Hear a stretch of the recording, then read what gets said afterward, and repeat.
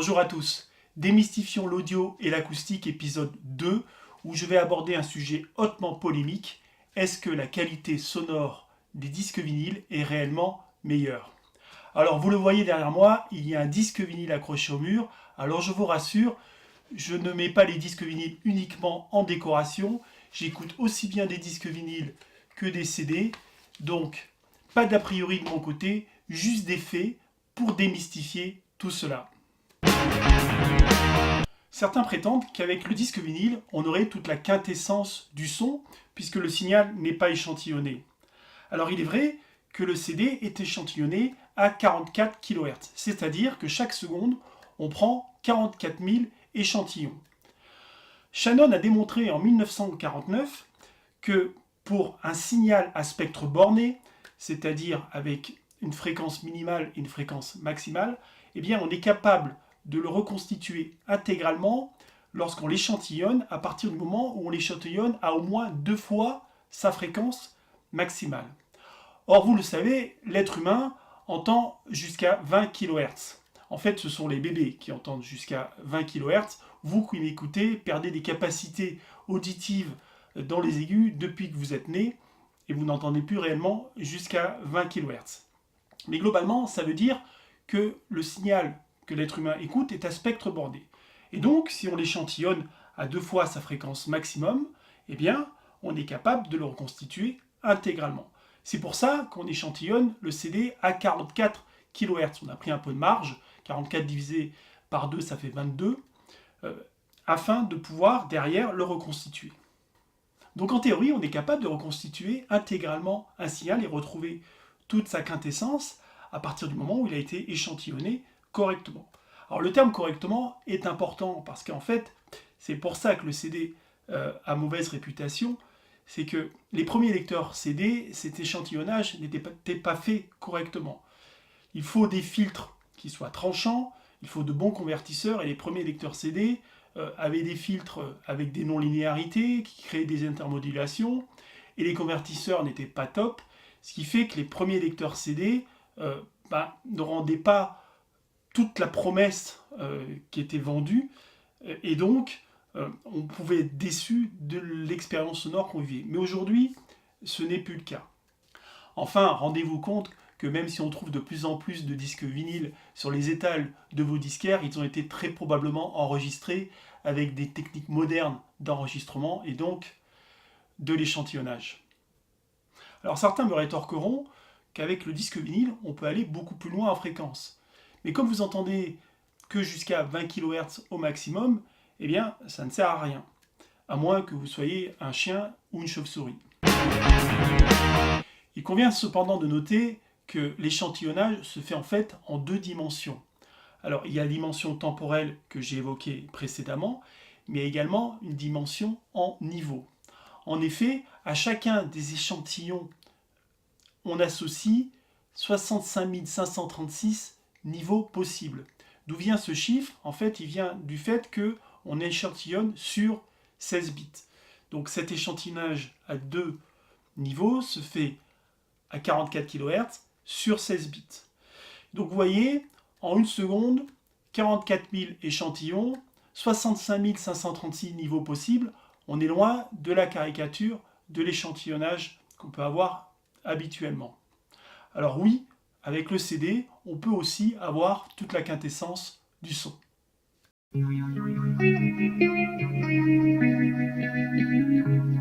De la même manière que certains guitaristes préfèrent le son chaud des amplis à lampe, il est humain d'aimer certaines non-linéarités. On aime le côté musical de certains défauts. Si vous regardez bien le vinyle, en fait, nous avons une cellule qui frotte un sillon qui est faite dans un plastique. Les vibrations de cette cellule sont transmises à un bras mécanique. Et donc, quand vous écoutez de la musique via un vinyle, en fait, vous écoutez de la musique qui passe par le filtre qui est constitué par cette platine. Rajoutez à cela que certaines cellules sont non linéaires avec une légère atténuation dans le haut du spectre, eh bien, tout ça fait ce son un petit peu rond, ce son qu'on aime, mais qui est en fait un défaut. Alors certains me rétorqueront qu'avec le vinyle, on peut suivre les variations rapides de signal en omettant que le système mécanique lui-même a une inertie d'un système mécanique en mouvement. Certains prétendent que c'est avec le CD ou le MP3 que la compression est arrivée dans la musique. Il y a même qui disent que le MP3 rend sourd. En fait, ils mélangent plusieurs notions distinctes. Déjà, ils mélangent compression de données, qui sert à réduire la taille d'un fichier, et compression de dynamique, et ses usages. La compression dynamique, c'est quoi? Tout d'abord, la compression dynamique sert à remonter les niveaux faibles d'un signal. Par exemple, quand vous vous promenez sur la bande FM, vous avez certainement remarqué qu'il y a des stations qui semblent plus fortes que d'autres. Et en fait, sur ces stations, on utilise de la compression de dynamique pour remonter les niveaux faibles, pour vous faire croire que vous les captez mieux. Et en général, ce sont les stations commerciales qui font ça. Vous n'avez pas ça sur les stations des radios publiques. La compression de dynamique pour remonter les niveaux faibles est également utilisée dans la publicité. Lorsque vous êtes devant votre télé et que vous avez l'impression que le son est plus fort avec les pubs, en fait, c'est de la compression pour vous sortir de votre léthargie. Donc la première fonction de la compression de dynamique, c'est de remonter les niveaux faibles, et ça existait bien avant le CD ou le MP3. La compression de dynamique est utilisée également pour réduire les niveaux forts d'un signal, notamment pour que le signal puisse rentrer dans le support physique en question. Ainsi, le disque CD a une dynamique maximum de 96 dB parce qu'il est échantillonné sur 16 bits. Le vinyle, lui, du fait que des variations de la cellule ne sont plus audibles à partir d'un certain niveau parce qu'elles sont noyées par le bruit de fond, eh bien sa dynamique n'est que de 70 dB. Alors vous pouvez constater que la compression de dynamique est aussi bien utilisée avec les disques vinyles qu'avec les disques CD. Alors petit aparté, pourquoi certains prétendent que le MP3 rend sourd? En fait, ils mélangent une autre utilisation de la compression dynamique qui est faite sur les musiques modernes, qui est de renforcer justement ces niveaux faibles pour donner une impression de force sonore lorsque vous écoutez le disque, pour vous en prendre encore plus dans la figure. Mais ça n'a rien à voir avec le MP3. On peut aussi très bien faire ça avec un disque vinyle. Conclusion de ce que j'ai raconté précédemment, pour avoir le maximum de dynamique d'un morceau musical, il vaut mieux choisir le CD qui offre 96 dB de dynamique que le vinyle qui en offre que 70. Pourtant, il y a quand même des morceaux qui ont des dynamiques encore plus élevées, comme le Boléro de Ravel, dont la dynamique est de 120 dB.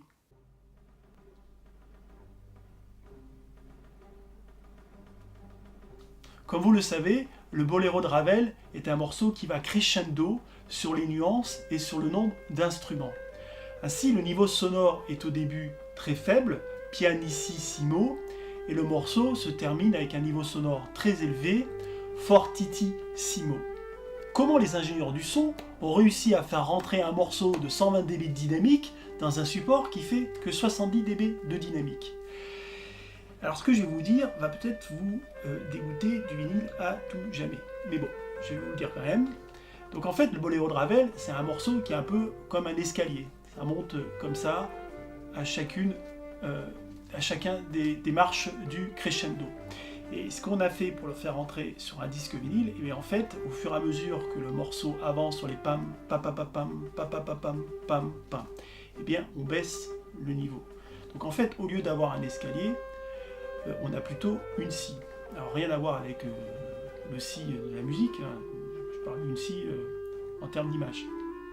Donc vous le voyez, la compression, ça existe depuis longtemps, et on s'en servait déjà sur le vinyle, de fait que le support, eh bien, il est limité en dynamique.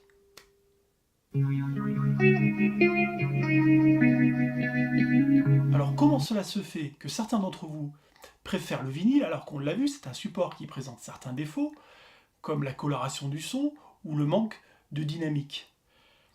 Alors la première raison, c'est de la même manière que lorsque vous mangez un plat, vous n'activez pas uniquement votre sens du goût, mais également votre sens de l'odorat, de la vue, et aussi du toucher et de l'ouïe, eh bien c'est pareil avec le vinyle. Il y a d'abord une relation avec l'objet.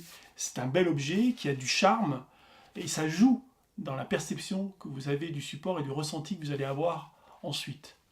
Après, quelle est votre différence avec votre voisin? Par exemple, si vous allez dans un musée voir une œuvre, eh bien, de la même manière que vous n'avez pas la même vue que votre voisin, vous pouvez avoir des lunettes et pas lui, vous n'avez pas les mêmes goûts, il peut préférer le bleu, vous le vert, vous n'avez pas également les mêmes ressentis vis-à-vis d'une œuvre. Eh bien, c'est pareil avec l'audition. On n'a pas la même audition, on n'a pas les mêmes goûts auditifs et on n'a pas les mêmes ressentis devant les œuvres. Et donc, si vous préférez le vinyle plutôt que le CD, c'est pour la même raison que vous pouvez préférer le classique ou le rock. Il n'y a pas de manière uniforme d'écouter de la musique. Voilà pourquoi vous pouvez préférer le disque vinyle, parce que vous êtes un être humain avec une perception, et c'est essentiel dans l'écoute de la musique.